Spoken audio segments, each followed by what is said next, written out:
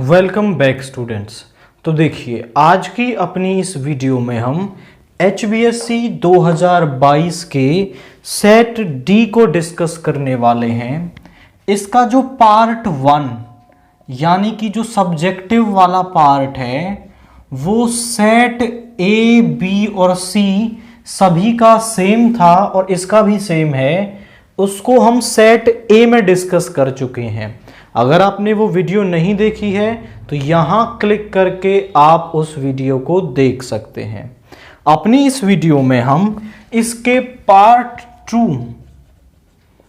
यानी कि objective part जो है 40 मार्क्स का, उसको डिस्कस करेंगे। उसका सबसे पहला क्वेश्चन हमें क्या दे रखा है? Relation R is defined on Z given by. एक रिलेशन हमें दे रखा है, किस तरीके से?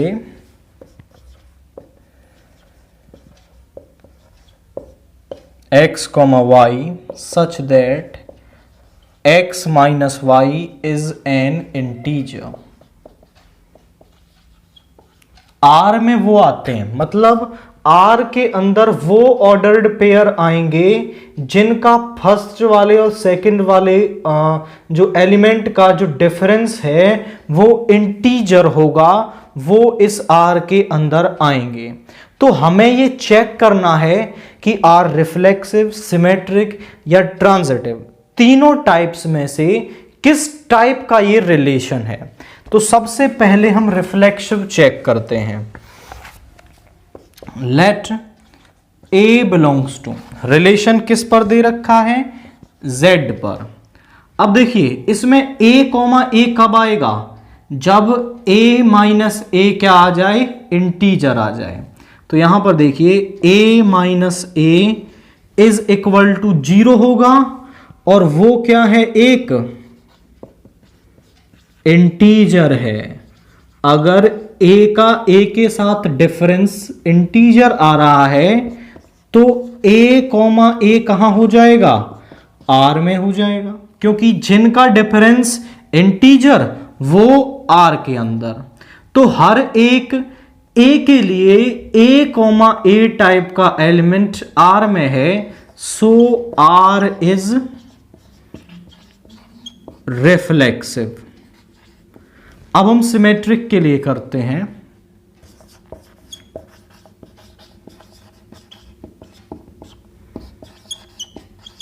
Late a, b belongs to R। a, b कहां पर है? R में है। यदि a, b R में है तो यहां से हमें पता है a minus B is integer. तो a माइनस बी क्या होगा? इंटीजर। क्योंकि a माइनस बी इंटीजर रहा होगा तभी ये R में गया है। यहां से हम माइनस कॉमन ले लें तो माइनस का b minus a is integer, और माइनस का इंटीजर है तो वो प्लस का भी क्या होगा? इंटीजर होगा। समझे जरा इस बात को भाई। जैसे हम कह रहे हैं यहां पर, जैसे आपका 4 है, 4 को मैं लिख सकता हूं 6 माइनस 2। ये क्या है? हमारा इंटीजर है।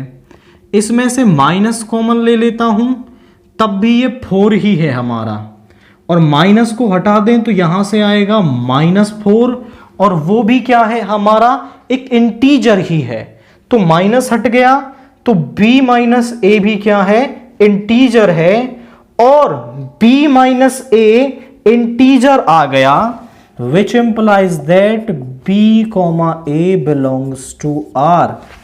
a, b R में है, b, a R में है, so R is symmetric।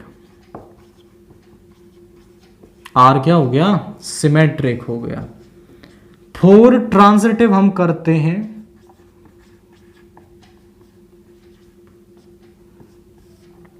Late a, b belongs to R and b, c belongs to R। हमने दोनों ही मान लिए कि a, b और b, c कहां पर है? हमारे R के अंदर है।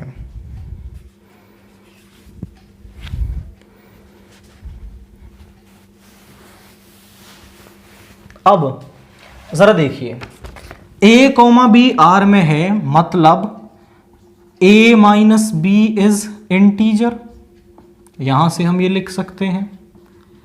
b कॉमा सी आर में है, so b minus C is integer.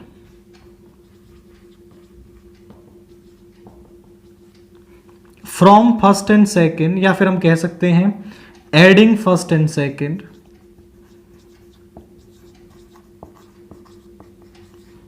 तो यहां पर आएगा,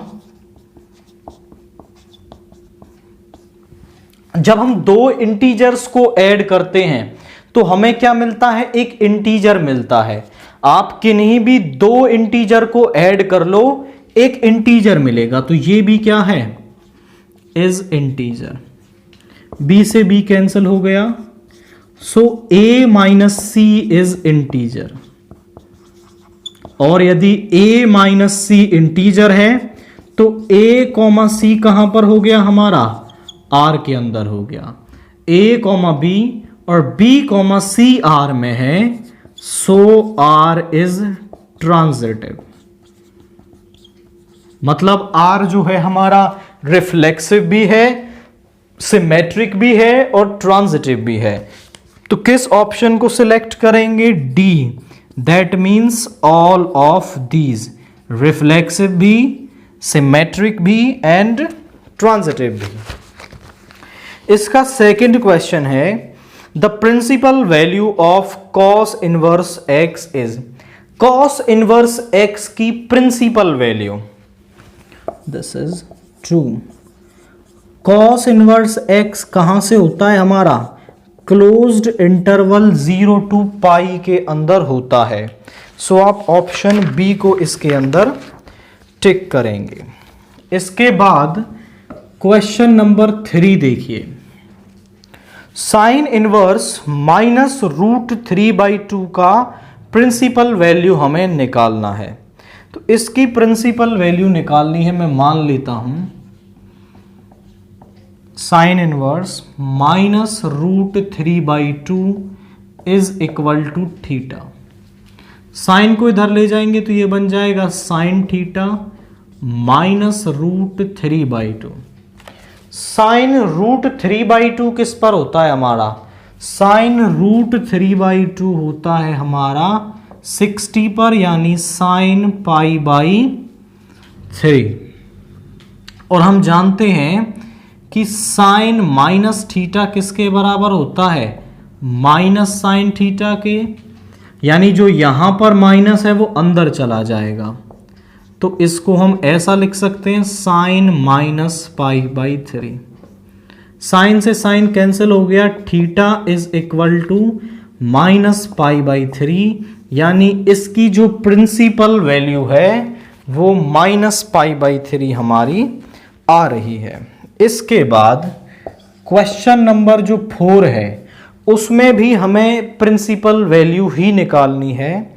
क्वेश्चन क्या दे रखा है, sine π/3 minus sine inverse 1/2। Quite simple ये क्वेश्चन है। साइन 1/2 किस पर होता है, साइन 1/2 होता है हमारा 30 पर। तो इस 1/2 को मैं साइन π/6 लिख सकता हूं। साइन इनवर्स से साइन कैंसिल हो गया, तो यहां पे बचा π/3 माइनस π/6। अंदर एलसीएम ले लेंगे, सो एलसीएम आ गया 6, 3 2 2 पाई माइनस पाई, यहां पे आ गया। सो ये बन गया साइन π/6 यानी साइन 30, और साइन 30 कितना होता है हमारा 1/2, यानी इसकी जो वैल्यू है वो 1/2 आ रही है। अच्छा देखें, यहाँ ऑप्शंस ए भी आपको क्या दे रखा है 1/2, और जो डी है वो भी क्या दे रखा है 1/2। वैसे ऐसा होता नहीं है, बट यहाँ पर दोनों ही ऑप्शन क्या हैं 1/2 दे रखे हैं। अब आप बोले सर हम एग्जाम में कौन सा क्लिक करके आएंगे, तो आप दोनों में से कोई भी टिक करके आइए। जो एग्जामिनर पेपर चेक करेगा उसके पास दोनों ऑप्शंस लिखे होंगे, ए करके आएंगे तो भी पूरे नंबर और डी करके आएंगे तो भी आपको पूरे नंबर ही इसके लिए मिलेंगे। नाउ क्वेश्चन नंबर 5 देखिए, binary relation star given by A star B is equal to A B defined on Z, मतलब कि इंटीजर्स पर डिफाइंड है, is commutative only, associative only, both commutative and associative, D none.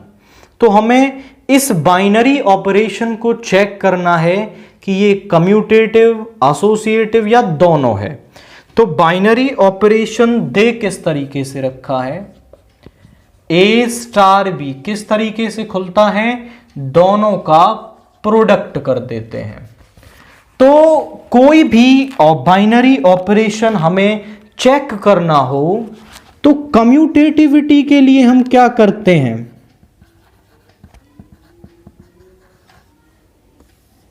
A star B यदि B star ए के बराबर आ जाता है तो हम बोल देते हैं कि वो क्या है, आपका कम्यूटेटिव है। बट यदि हमें एसोसिएटिविटी चेक करनी हो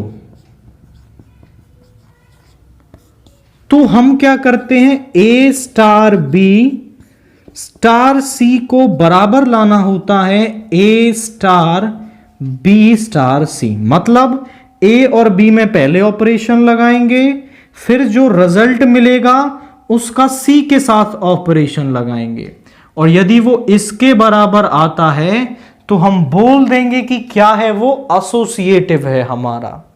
तो मैं चेक करता हूं, ए स्टार बी हमारे पास है, बी स्टार ए क्या होगा, दोनों का प्रोडक्ट बी ए यानी ए बी। आप ध्यान से देखें तो A star B is equal to B star A, so star is commutative. तो जो हमारा स्टार है वो क्या होगा, कम्यूटेटिव होगा। तो कम्यूटेटिव तो ये हो गया। एसोसिएटिविटी को चेक करते हैं, ए स्टार बी स्टार सी, ए स्टार बी क्या होगा हमारा, ए बी स्टार सी, दोनों पर लगाएंगे तो दोनों का प्रोडक्ट हो जाएगा, यानी हमारे पास क्या आ गया, ए बी सी। अब राइट हैंड साइड को ले लो, इन दोनों पर पहले लगाएंगे तो यहां दोनों का प्रोडक्ट यानी बी सी आ गया, इन दोनों पर लगाएंगे तो सबका प्रोडक्ट हो गया ए बी सी। आप दोनों को चेक करें तो दोनों का जो रिजल्ट है वो इक्वल आ रहा है, तो यहां पर हम लिखेंगे A star B star C is equal to A star B star C, so star is associative. तो जो हमारा स्टार ऑपरेशन है वो एसोसिएटिव है। तो कम्यूटेटिव भी है, एसोसिएटिव भी है। सी ऑप्शन को टिक करेंगे, बोथ कम्यूटेटिव एंड एसोसिएटिव, इस तरीके से। अब इसके बाद हम नेक्स्ट क्वेश्चन को देखते हैं, which is question number 6. The number of all possible matrices of order 2 cross 4 with each entry 0,1 is. तो ये हमारा 6th क्वेश्चन है जिसमें हमें 2 क्रॉस 4 की एक मैट्रिक्स बनानी है, 2 रो और 4 कॉलम्स, इस तरीके से। और हर पोजीशन पर हम 2 ही नंबर भर सकते हैं, 0 और 1। तो एलिमेंट्स कितने हैं जिन्हें हम भर सकते हैं, वो हैं 2, और पोजीशंस को हम देखें तो वो कितनी हैं, 8 है, और 2 की पावर 8 होता है 256। यानी कि 0 1 को यूज करके 2 क्रॉस 4 ऑर्डर की हम 256 यानी 256 मैट्रिक्स बना सकते हैं। करना क्या होता है, जितने एलिमेंट भरे जा रहे हैं वो यहां लिखो, और जितनी पोजीशंस हैं या फिर ऑर्डर को मल्टीप्लाई करके यहां लिख दें तो आपको वो पॉसिबल मैट्रिसेस मिल जाएंगी जितनी हम उससे जनरेट कर सकते हैं। इसके बाद क्वेश्चन नंबर 7 को देखिए। If A and B are two square matrices of same order, जो A और B दो मैट्रिक्स हैं उनका ऑर्डर सेम है, then which of the following is a skew symmetric matrices necessarily? तो इनमें से जो हमें 4 ऑप्शन दे रखे हैं वो मैं यहां लिख देता हूं, जरा देखें। A minus A transpose, A plus A transpose, AB and A transpose into B transpose. इनमें से नेसेसरीली आपका कौन सा जो मैट्रिक्स है, जो कौन सा जो आपका यहां पर दे रखा है वो हमेशा स्क्यू सिमेट्रिक होगा। तो देखो, यदि वो A और B के बारे में कुछ और इंफॉर्मेशन देता तो हम कुछ कह सकते थे, बट उसने कहा है कि जो A और B हैं हमारे वो क्या है, केवल और केवल यहां पर सेम ऑर्डर के हैं। तो ये जो मैट्रिक्स है ऑप्शन ए वाली, A minus A transpose is necessarily skew symmetric. ये हमेशा स्क्यू सिमेट्रिक होगी, चाहे A और B कुछ भी हो जाए, ये हमेशा स्क्यू सिमेट्रिक होगी। ऐसा ही एक क्वेश्चन आया था कि इन चारों ऑप्शंस में से हमेशा नेसेसरीली कौन सा पार्ट सिमेट्रिक होगा। तो ये जो A प्लस A ट्रांसपोज है इज नेसेसरीली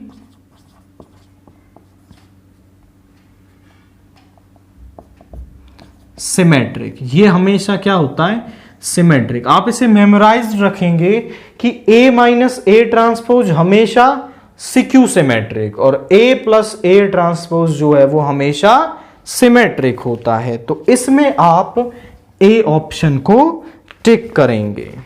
इसके बाद क्वेश्चन नंबर जो है आपका ये 8 क्या कह रहा है हमसे, the value of K for which the triangle formed by joining A B C, 3 vertices दे रखे हैं, form an area of 3 units is.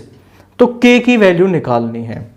Area of triangle हम with the help of determinant कैसे निकालते हैं, 1/2 लिखते हैं हम, और जो वर्टिसेस दे रखे हैं उनको लिखते हैं 1,3, 0,0 एंड K,0, और यहां 1 1 1 अपनी तरफ से लगाएंगे और जो एरिया है उसको प्लस माइनस यहां लिख देंगे।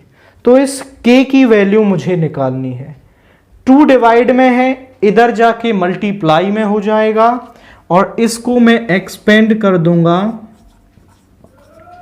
एक्सपेंडिंग अलोंग रो 2।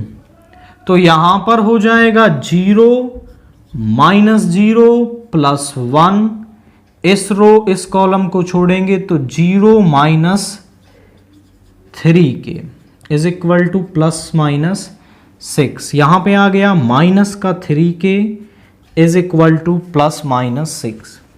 एक बार हम इसको क्या ले लेंगे, प्लस का 6, और एक बार हम इसको ले लेंगे माइनस का 6। तो यहां पर ये 2 टाइम्स K की वैल्यू आ गई -2, यहां पर ये 2 टाइम्स K की वैल्यू आ गई 2, यानी K की 2 वैल्यूज हमारे पास आ रही हैं, दैट इज +-2। तो B ऑप्शन को हम इसके अंदर टिक करेंगे, +-2। इसके बाद क्वेश्चन नंबर 9 हमें क्या दे रखा है, if fx is equal to x² -25 over x -5 x not equal to 0, ये कंटिन्यूस है at x is equal to 5, then the value of k is. तो k की वैल्यू क्या होगी हमारे पास, देखिए this is question number 9 and here fx is equal to x² -25 over x minus 5 when x is not equal to 5 and k when x is equal to 5। थोड़ा function को हम एलेबोरेट करते हैं, इसको ऐसा लिख सकते हैं 5 का स्क्वायर ऊपर a minus B into A plus B, x minus 5 cancel हो गया तो यहां बचा x प्लस 5। तो हम इसको ऐसा भी लिख सकते हैं x plus 5 when x is not equal to 5 and k when x is equal to 5। तो जब हमारी किसी भी फंक्शन की left hand limit, right hand limit और उस पॉइंट पर जो फंक्शन की वैल्यू है वो बराबर होती हैं तो फंक्शन हमारा कंटीन्यूअस होता है। और यदि वो कंटीन्यूअस दे रखा है दैट मीन्स ये तीनों बराबर होंगी हमारी। तो यहां पर वो हमें कंटीन्यूअस दे रखा है तो इसी कंडीशन को हम क्या कर लेंगे, आपका यूज कर लेंगे। तो यहां पर हम निकालेंगे left hand limit, limit x tends to 5 minus, और लेफ्ट हैंड लिमिट के लिए फंक्शन है x प्लस 5। यहां हम पुट कर देंगे x को 5 minus H as h tends to 0। तो यहां पे आ गया limit h tends to 0 5 minus H plus 5, h की वैल्यू रख देंगे, ये आ गया 10। अब हम RHL निकाल लेंगे, limit x tends to 5 positive, और RHL के लिए भी फंक्शन यही है। यहां पर हम x को रख देंगे 5 plus H as h tends to 0। यहां पे आ गया limit h tends to 0 5 plus h plus 5, h को 0 रख देंगे, दिस इज 10। एंड हम फंक्शन की वैल्यू निकालेंगे उस पॉइंट पर तो वो k आ रही है। हम बोलेंगे since the function is continuous at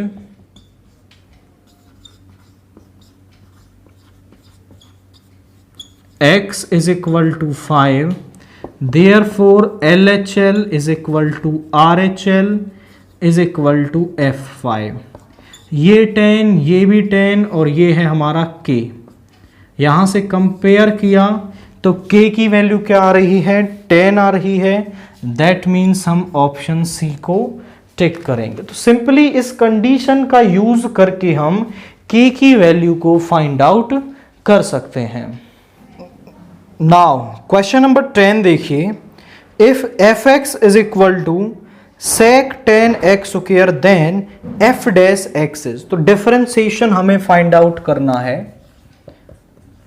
fx हमें क्या दे रखा है आपका, sec ऑफ 10x स्क्वायर।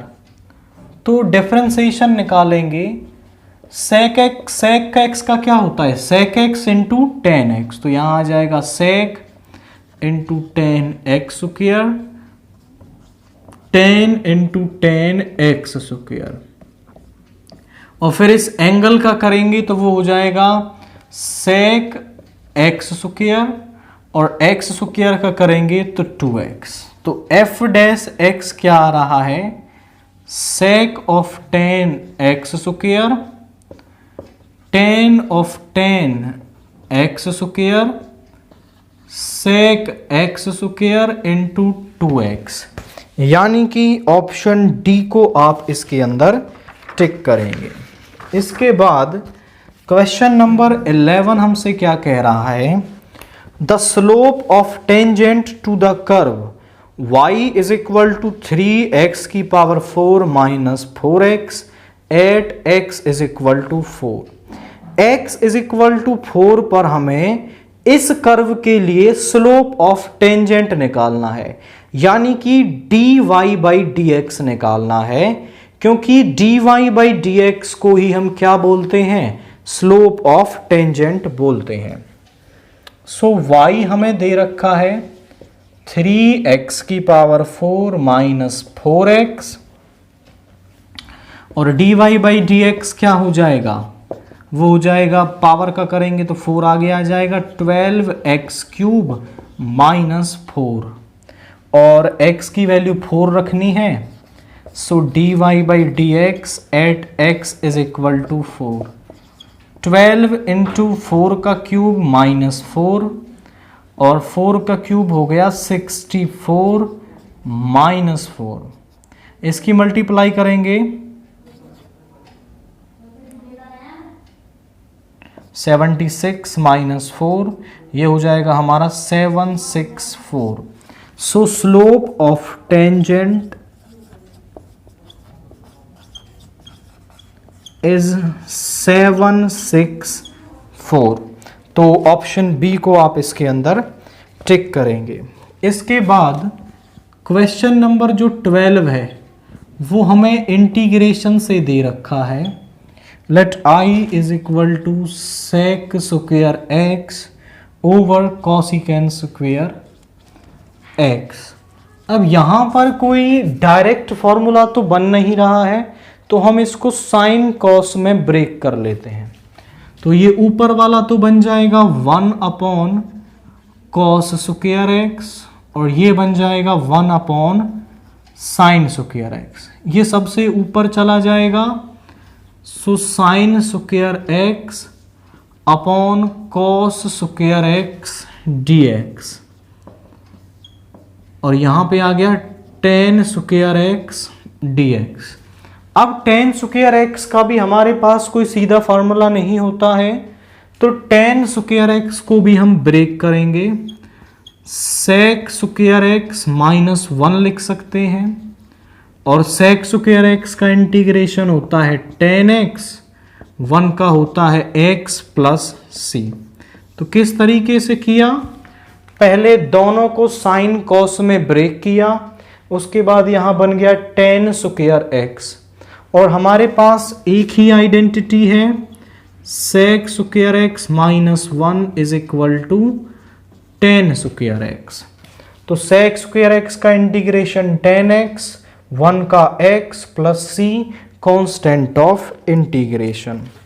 इसके बाद क्वेश्चन नंबर 13 भी हमें इंटीग्रेशन से ही दे रखा है।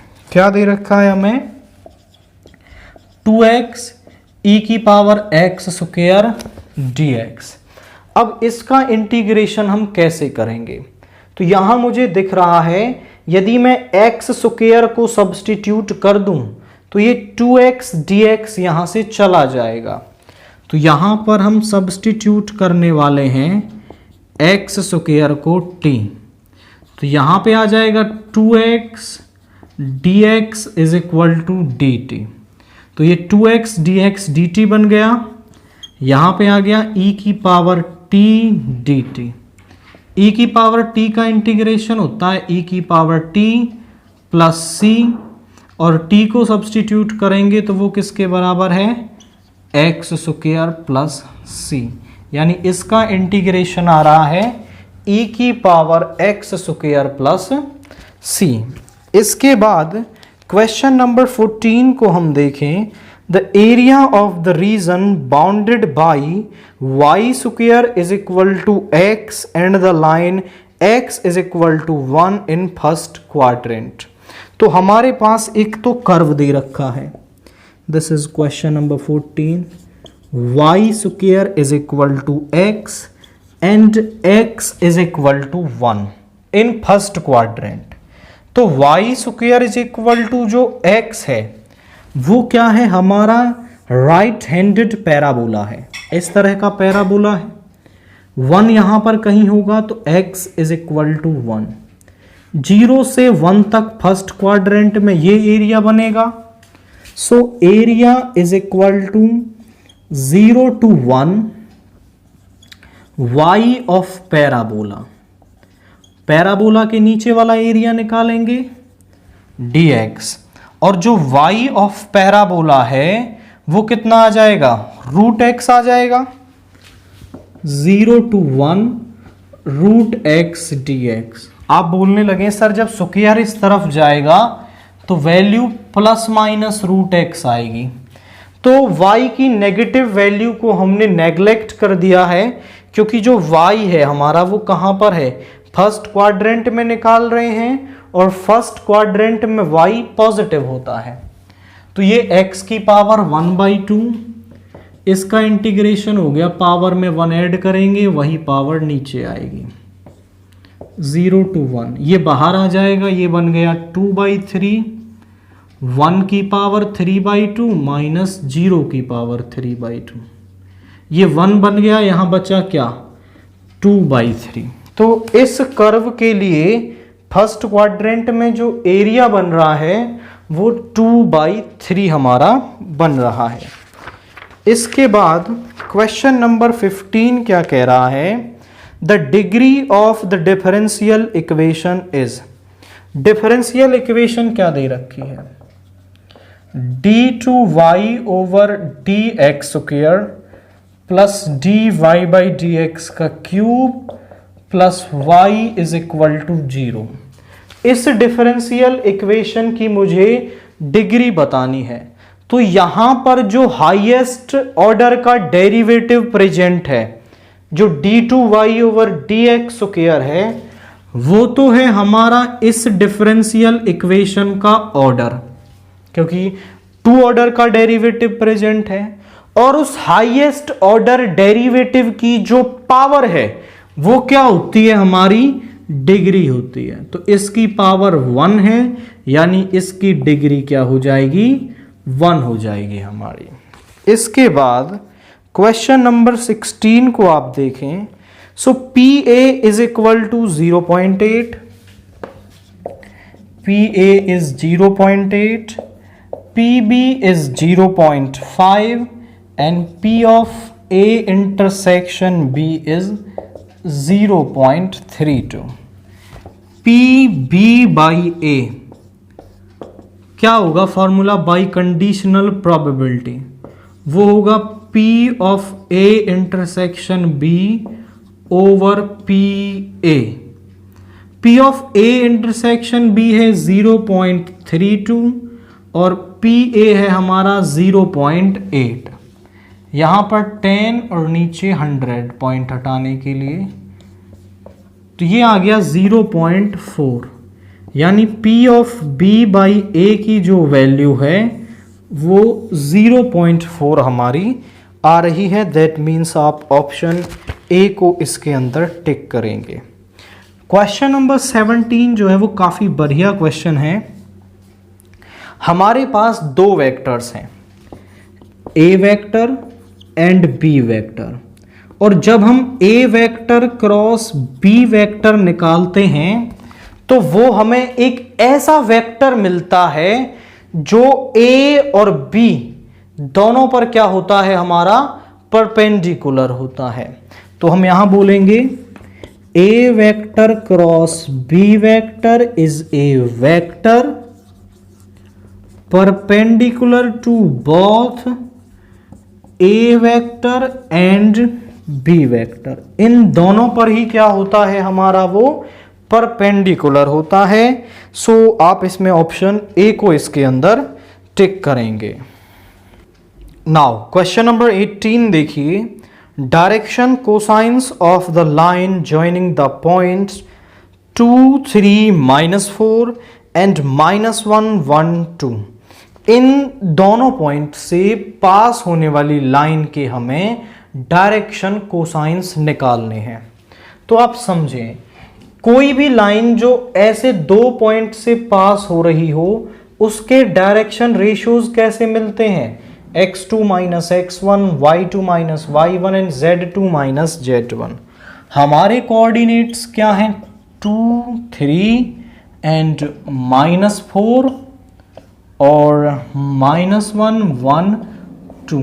तो इस लाइन के डायरेक्शन रेशियोज क्या हो जाएंगे, -1, -2 इज -3, 1 - 3 इज -2, 2 -4 इज 6। ये तो आ गए हमारे डायरेक्शन रेशियोज। अगर मैं इन डायरेक्शन रेशियोज को इसके मॉड्यूलस से डिवाइड कर दूं तो ये डीसीज यानी कि डायरेक्शन कोसाइंस में कन्वर्ट हो जाएंगे। तो इसका मॉड्यूलस क्या बनेगा, 6 का स्क्वायर 36 माइनस 2 का 4 3 का 9 यानी √49 या फिर 7 से डिवाइड करना है। तो डायरेक्शन कोसाइंस क्या आ गए, -3/7 -2/7 एंड 6/7।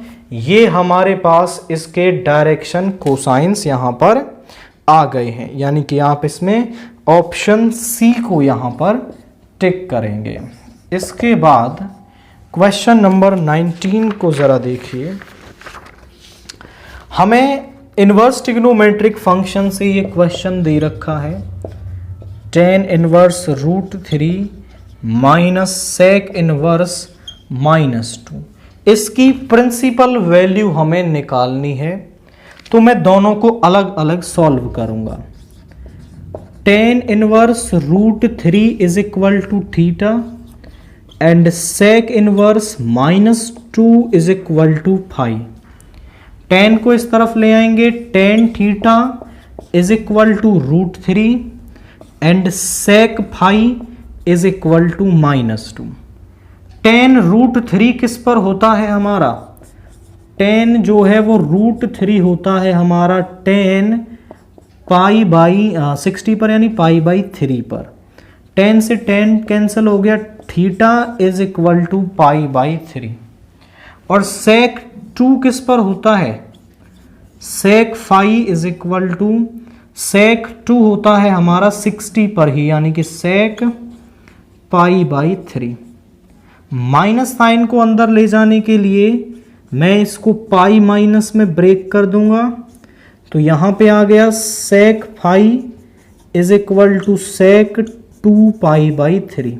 इसको समझे कैसे भाई, यहां पर पाई माइनस मतलब सेकंड क्वाड्रेंट, सेकंड क्वाड्रेंट में sec होता है नेगेटिव, तो यहां माइनस आ गया। पाई पर नो चेंज, तो sec का sec आ गया और एंगल π/3, तो माइनस के sec π/3 को मैं ऐसा लिख सकता हूं sec पाई माइनस π/3। दोनों की वैल्यू मिल गई, यहां सब्सटीट्यूट कर दो। पहला आया π/3 माइनस दूसरा 2π/3, सो पाई माइनस 2π इज -π/3। तो इस पूरे की जो प्रिंसिपल वैल्यू है वो -π/3 आ रही है, यानी आप ऑप्शन बी को टिक करेंगे। This is question number 20। Sine inverse 1/√2 की प्रिंसिपल वैल्यू निकालनी है। तो ये तो क्वाइट सिंपल, एकदम लॉलीपॉप टाइप का क्वेश्चन है। यहां पर साइन इनवर्स 1/√2, साइन 1/√2 क्वेश्चन किस पर होता है हमारा, π/4 पर। तो साइन π/4 इज इक्वल टू 1/√2, तो 1/√2 की जगह हम साइन π/4 लिख सकते हैं। साइन इनवर्स से साइन कैंसिल हो गया, यहां पे आया π/4 और जो साइन की प्रिंसिपल वैल्यू ब्रांच के अंदर भी होता है। तो π/4 किसके अंदर है हमारा, -π/2 टू π/2। ऑप्शन बी को आप इसके अंदर टिक करेंगे। क्वेश्चन नंबर 21 जो है, let R be the set in the relation given by. Natural numbers के सेट पर हमें आर एक रिलेशन दे रखा है, किस तरीके से, आर है a, b सच दैट जो a है वो b से हमेशा 2 कम होता है और b जो है वो 6 से बड़ा है। तो ऑप्शंस क्या क्या दे रखे हैं, 2, 4 बिलोंग्स टू R, B दे रखा है 3, 8 belongs to R and C दे रखा है 6, 8 belongs to R and D हमें दे रखा है 8, 7 बिलोंग्स टू R। अब हमें चेक करना है कि कौन सा इस कंडीशन को सेटिस्फाई कर रहा है। A जो है वो B से 2 कम होना चाहिए और b 6 से बड़ा होना चाहिए। b देखो 4 है, ये तो आएगा ही नहीं। b 8 है, इसको चेक कर लेते हैं। तो ये इससे 5 कम है, 2 कम नहीं है, मतलब ये भी नहीं आएगा। 6 से बड़ा है, लेकिन ये तो जो a है उल्टा और बड़ा हो गया b से, जबकि जो a है अकॉर्डिंग टू कंडीशन यहाँ 5 होना चाहिए था, ये भी नहीं है। यहाँ 8 6 से बड़ा है, इसमें से 2 कम करेंगे 6, तो 6,8 जो है वो इस रिलेशन की कंडीशन को सेटिस्फाई कर रहा है। इसके बाद क्वेश्चन नंबर 22 है, simply fill in the blank type का क्वेश्चन है। a into adjoint of a किसके बराबर होता है? तो ये determinant of a into I की पावर n, आई n, यानी केवल आप ऐसा भी बोल सकते हैं कि डिटर्मिनेंट ऑफ a के बराबर ये हमेशा होता है। इसके बाद क्वेश्चन नंबर 23 जो है वो डिटर्मिनेंट एक्सपेंशन से हमें दे रखा है x, 1 एंड यहां पर हमें दे रखा है 4, 2, -1, -2। अब इसको हम सॉल्व करेंगे तो यहां पर x की वैल्यू हमें निकालनी है 3 - x square is equal to -8 minus of -2। 3 - x square is equal to -8 + 2। यहाँ पे 3 - x स्क्वायर इज -6, इस तरफ ले जाएंगे। So -x square is -9 and x is equal to ±3 आप इसमें फिल कर देंगे। ये fill in the blank type का है, तो उस ब्लैंक में हम +-3 को फिल कर देंगे। इसके बाद क्वेश्चन नंबर 24 क्या दे रखा है? y is equal to cos inverse 1 - x square over 1 + x square. तो हमें dy/dx की वैल्यू निकालनी है। तो पहले ये जो y है इसको हम थोड़ा सा सॉल्व करेंगे, आफ्टर दैट इसका डिफरेंशिएशन करना इजी होगा।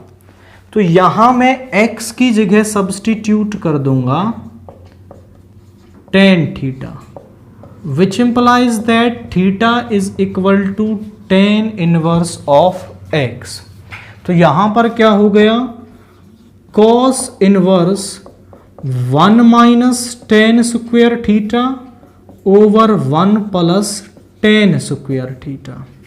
तो यहां आ गया cos इनवर्स, ये फॉर्मूला होता है हमारा cos 2 थीटा का। cos इनवर्स से cos कैंसिल हो गया, यहां बचा 2 थीटा, और थीटा किसके बराबर है? tan इनवर्स x के। So y is equal to 2 tan inverse x। Now differentiating on both side with respect to x। So dy/dx 2 तो बाहर रहेगा, tan इनवर्स x का हो गया 1/1 + x स्क्वायर। तो जो dy/dx है वो किसके बराबर आ रहा है? 2/1 + x स्क्वायर का। तो करेंगे कैसे? पहले हम यहां पर x की जगह tan थीटा रखेंगे और फिर इसको सिंपलीफाई करेंगे, एंड फिर आप देखेंगे कि डिफरेंशिएशन करना एकदम इजी हो जाएगा। y is equal to 3e⁻7x 2 × e⁻−7x। तो हमसे ये पूछ रहा है जो d2y/dx स्क्वायर है वो कितने टाइम्स होगा हमारे y के। तो इसको बताने के लिए मुझे d2y/dx स्क्वायर निकालना होगा। तो डिफरेंशिएट करते हैं। dy/dx इज इक्वल टू 3 तो बाहर रह जाएगा, e⁻7x का e⁻7x और 7x का आ गया 7। यहाँ पर 2 × e⁻−7x का -7x और -7x का आ गया -7।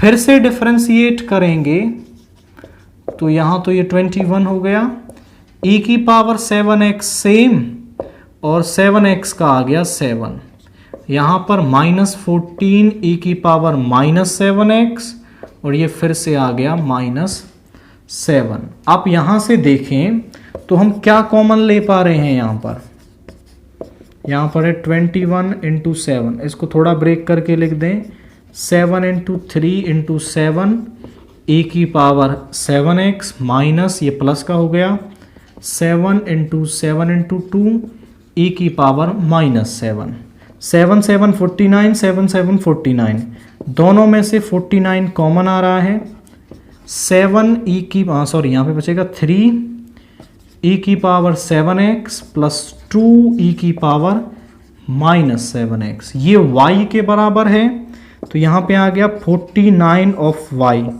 तो जो d2y ओवर dx स्क्वायर है वो y के कितनी टाइम्स है, 49 टाइम्स है। तो इस फिल इन द ब्लैंक में आप 49 को फिल करेंगे। इसके बाद जो अगला क्वेश्चन है that is question number 26, integration से है। यहां पर है sin 4x cos 2x dx। तो इसको डायरेक्टली तो इंटीग्रेट किया नहीं जा सकता, इसको इंटीग्रेट करने के लिए हम एक यहां पर फॉर्मूला बनाएंगे, 2 से मल्टीप्लाई 2 से डिवाइड कर दिया। हमारे पास फॉर्मूला होता है 2 sin a cos b, ये बराबर होता है sin a plus b plus sin a minus b। तो यहाँ पर ये फॉर्मूला लग जाएगा, 1/2 बाहर है और ये हो जाएगा sin a प्लस b, यानी 4x plus 2x is 6x plus sin 4x minus 2x is 2x। अब इसका इंटीग्रेशन कर सकते हैं हम। भाई sin x का होता है माइनस cos x और 6x का डिफरेंशिएशन नीचे 6, यहाँ पर भी होगा माइनस का cos 2x और इसका डिफरेंशिएशन नीचे। यहाँ से माइनस कॉमन ले लेंगे तो यहाँ पे प्लस c, तो यहाँ पे आ गया cos 6x by 6 plus cos 2x by 2। ये क्वाइट सिंपल इंटीग्रेशन था, बस आपको ये फॉर्मूला माइंड में रहना चाहिए, अदरवाइज तो आप इंटीग्रेशन नहीं कर पाएंगे।